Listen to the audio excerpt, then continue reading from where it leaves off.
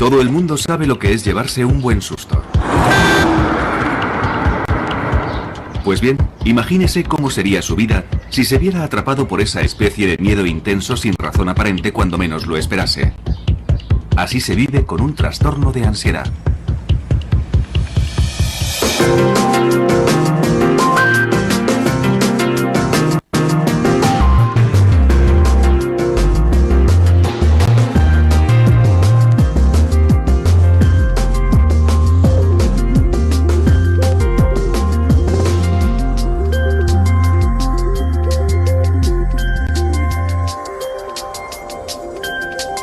Es normal sentir desasosiego en situaciones angustiosas o peligrosas, pero normalmente pasa rápido y la vida continúa.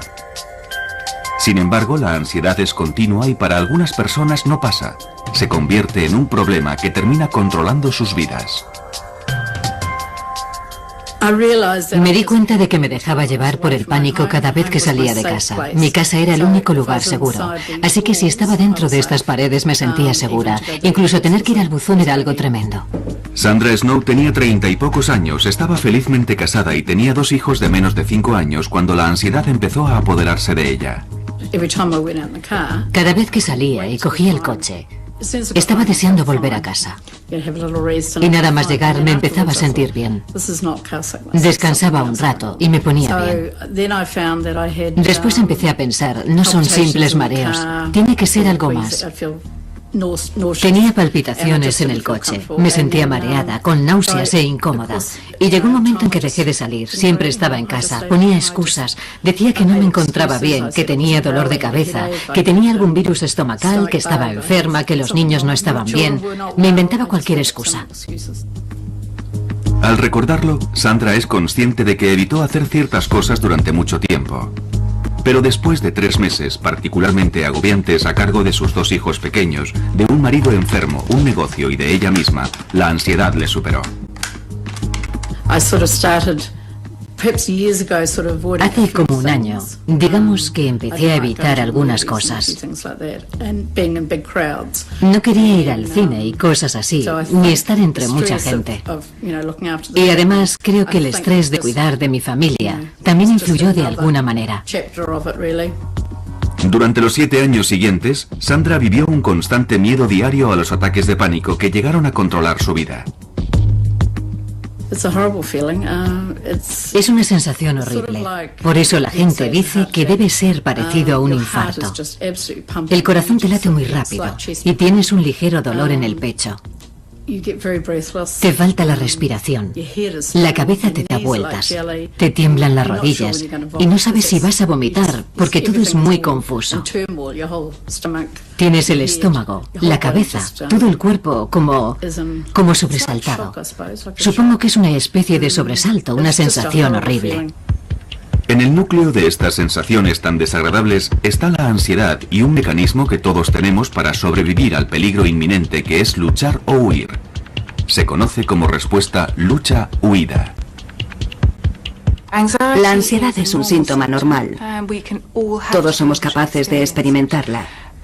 Pero en los trastornos de ansiedad, las rutas de dicha ansiedad son demasiado sensibles.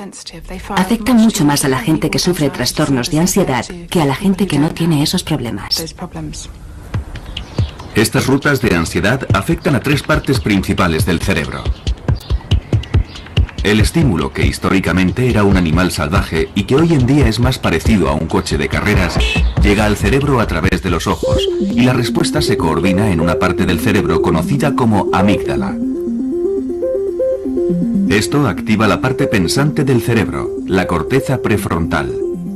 A la vez, la célula más primitiva del cerebro se acciona provocando la ansiedad y por consiguiente la respuesta de lucha-huida. Aumenta la tasa cardíaca. La respiración se hace más rápida y se entrecorta. Y los músculos se contraen.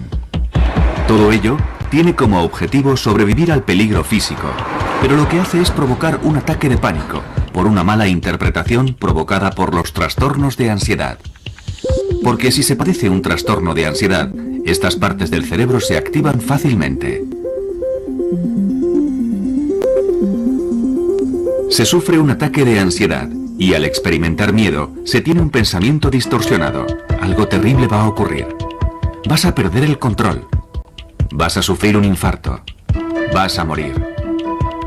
Y para el 10% de personas que sufrirán un ataque de pánico, es el miedo a tener otro lo que puede producir que se instale el trastorno. Bueno, el típico ejemplo es el de una persona que sufre un ataque de pánico en un lugar muy concurrido, como un supermercado lleno de gente un jueves por la tarde. Es una experiencia verdaderamente horrible. La persona vuelve a su casa pensando en cuándo tendrá otro de esos ataques de pánico. Terminan sintiendo una ansiedad permanente. Se denomina agorafobia, que etimológicamente significa miedo a los lugares públicos abiertos, es decir, se tiene miedo a ir a cualquier lugar desprotegido. Evidentemente no quieres tener otro ataque de pánico, así que solo piensas en el próximo ataque y en el lugar donde te ocurrirá, ya que puede pasarte en el sitio más inesperado.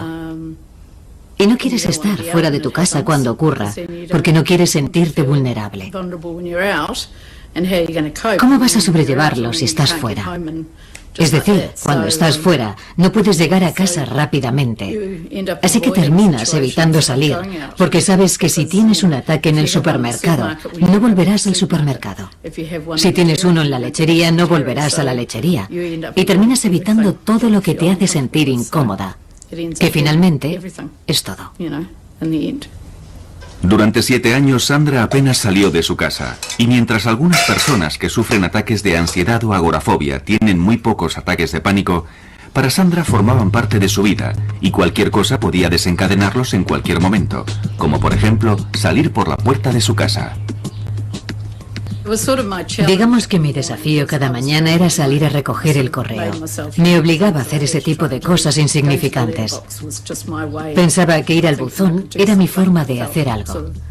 Me hacía sentir un poco útil, así que ir a recoger el correo era una especie de objetivo diario. Incluso haciendo eso, el riesgo de sufrir un ataque de pánico siempre estaba ahí y siempre era muy desagradable. Te tiemblan las piernas. Sientes que te tienes que agarrar a algo. Yo me tenía que agarrar a lo que fuera. Si no tenía un bastón, me tenía que agarrar a un seto o a algo que tuviera cerca. Pero tenía que agarrarme a algo para no descentrarme, para poder dar el siguiente paso. Necesitaba algo donde agarrarme. La cabeza te da vueltas. El corazón se te acelera. Yo no podía mirar a los lados, solo podía mirar al buzón y después darme la vuelta y volver. A veces incluso le era difícil hacer las tareas domésticas por el efecto que tenían en su ritmo cardíaco. Creo que es porque cuando haces algo extenuante, aunque pasar la aspiradora no lo sea, estás haciendo algo que acelera tu ritmo cardíaco. Y esas palpitaciones son parecidas a las que tienes cuando sufres un ataque de pánico. Es una sensación que la mayoría de la gente ni siquiera nota y aunque lo hagan no le dan importancia. Pero cuando se padece un trastorno de ansiedad, el aumento del ritmo cardíaco puede activar la ruta hacia la amígdala, que a su vez activará la ruta a la parte pensante del cerebro, donde se malinterpretará como el comienzo de un infarto. Por eso se siente ansiedad y el ritmo cardíaco se acelera y las rutas se activan. Es un círculo vicioso que termina en el ataque de pánico que se estaba intentando evitar a toda costa.